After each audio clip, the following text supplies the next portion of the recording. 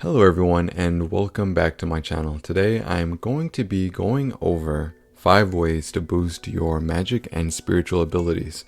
Now some of these you may be familiar with, some of these you may not be. I won't be saying things like meditate or practice, but I will be saying other things.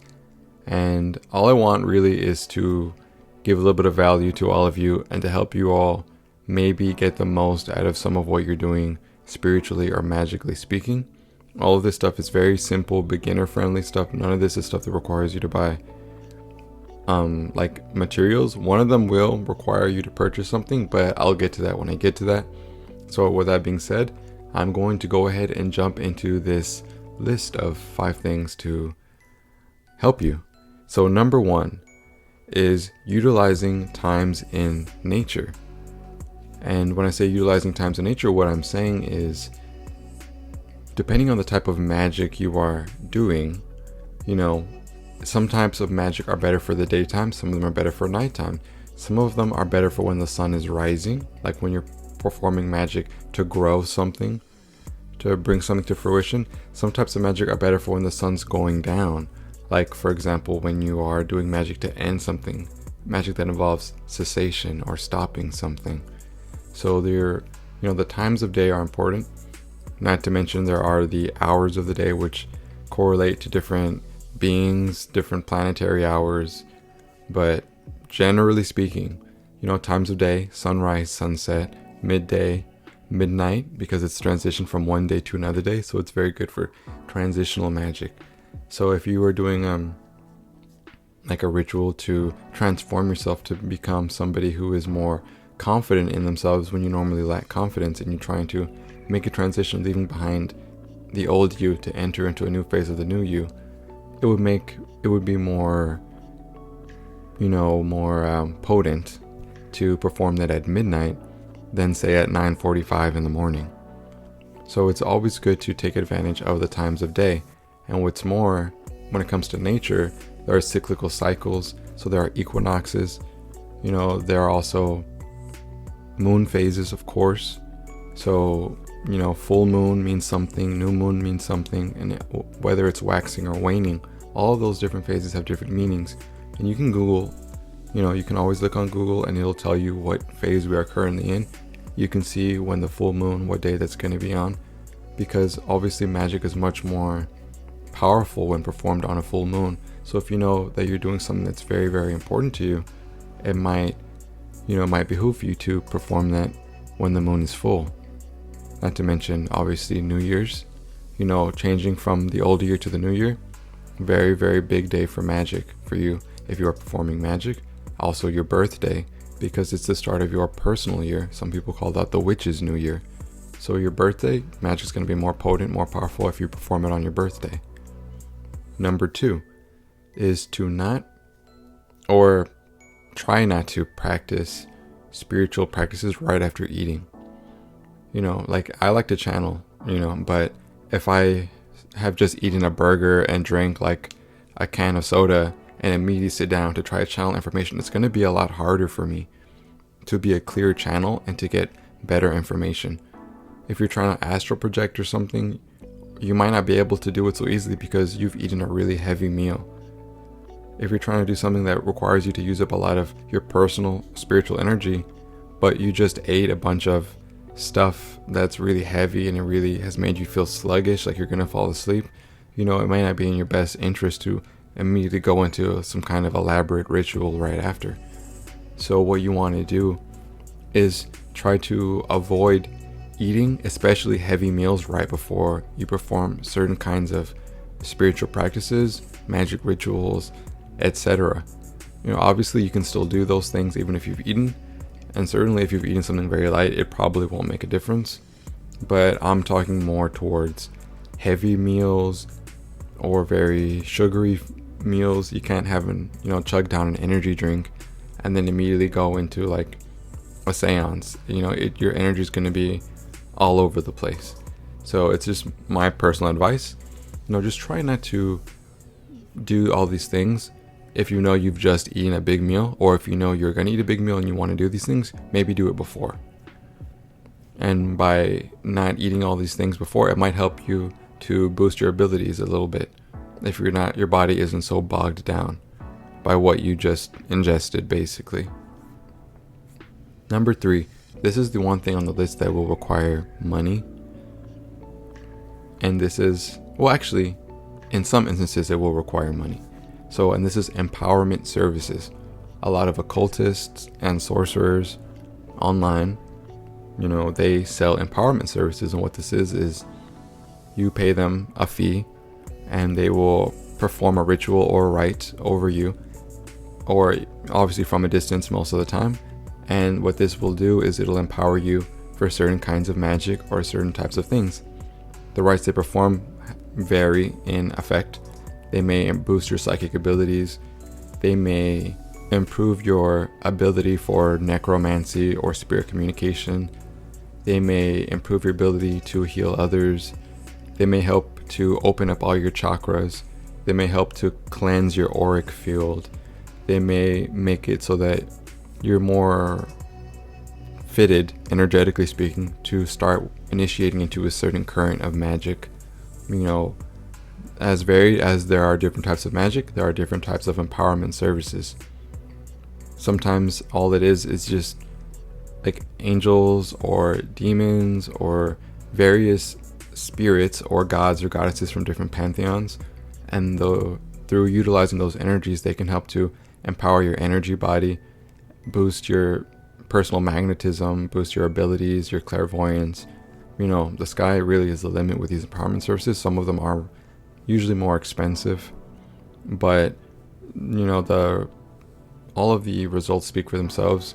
I've heard a lot of people talk about how the empowerment services really made a huge difference and had a huge impact on their psychic abilities, their spiritual practices, and their spiritual journeys. On the other hand, you don't have to pay for them. There are empowerments that you can do on yourself. You can buy books of magic. There's one book I know called The 72 Angels of Magic, and that one, there are some angels you can call on that can empower your magic permanently, that can boost your psychic abilities, things like that. So you can empower yourself by yourself, or you can pay a professional occultist or practitioner to perform a rite or ritual over you in order to enhance you in some way, shape, or form. So the fourth one is a little different, and this one is increasing self-esteem.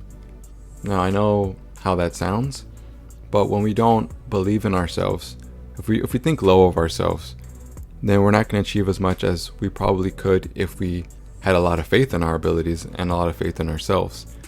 So this plays a big role, especially when we're trying to develop our spiritual or psychic abilities, because if you are filling yourself with doubt, if you're filled up with doubt about whether or not you'll ever be able to see or hear spirits, then you're probably going to progress at a much slower pace than somebody who is very enthusiastic, very optimistic, and somebody who is very assured in themselves that they have the ability, that they just haven't quite unlocked it just yet. So when it comes to self-esteem, not only that, but it plays a big role because, if you can hear that, it's a train passing by my side. So what was I saying? So when it comes to self-esteem, what can happen if you have low self-esteem is it can create blockages in your energetic field. So sometimes having low self-esteem can kind of lower your energy, and it can kind of create barriers to you being able to access deeper levels of your abilities. Sometimes latent abilities want to come up to the surface, but they can't, because it's like you're keeping them down because you're convincing yourself that you can't do these things, that you're not capable of achieving spirit communication, that you can't leave your body, that you can't, etc., etc., etc. So if you know that you have low self-esteem, if you know that you're constantly downplaying or doubting your abilities, and you feel like you're never going to be able to become a quote-unquote psychic, you're never going to be able to become a powerful magician or sorcerer or practitioner, then you may need to maybe try shadow work exercises, journaling, therapy. There's so many things you can do to help boost your own self-esteem. Not to mention there are rituals you can perform with different spirits, or different spell work, witchcraft you can do to boost your self-esteem, your self-love, and to help you gain a better idea about yourself as a human being, so you can know that you are capable of expansion and growth. So that's my number 4, is increasing self-esteem, because when we think poorly of ourselves, it can end up blocking our abilities. My 5th and final tip in this video is about releasing your fears. Now, when I say releasing your fears, I mean exactly as it sounds, releasing your fears. Fear is a powerful barrier to moving forward spiritually, especially if we practice witchcraft or left-hand path type of things. So obviously, if you work with this quote-unquote scarier type of magic, which we would say demonology, demonolatry, like that kind of stuff, it can be very intimidating. Not only that, but if you're just trying out something unknown to you, like let's say you're trying to astral project, but you've heard all these scary things about astral projecting and you're not sure, you get into the vibrational stage and you get overcome with fear because you can feel the energy coursing through you. Fear will keep you stuck in your body if you're trying to astral project. Because I know that because that happens to me. It can happen to anyone. Fear is something that stops you from working with certain beings, even if you feel very much called to them. Fear is something that stops you from stepping into a new current or a new path of magic because it's unknown to you. Fear is something that holds a lot of people back, and even a lot of professionals or more advanced practitioners have the same problems, because everybody has varying levels of fears or fears regarding different things. Only through working through your fears will you be able to really overcome and really make huge personal achievements more attainable, spiritually speaking. So by working with your fears, you can use shadow work the same way you would for increasing your self-esteem. For releasing fears, you can use shadow work. It's a very potent type of thing you can do. There's all different manners of shadow work. Just a quick Google search and you will see for yourself. So I don't have too much more to say about fear. It's a very personal journey when it comes to releasing fears. Nobody releases all of them overnight, and usually you have fears associated with different things, and you work on one thing at a time. You can work on multiple things at a time, and if you can do that, then that's really amazing that you can multitask like that. I would say just try and focus on one thing at a time so it's not so overwhelming. You don't want to spread yourself too thin. You don't want to stress yourself out.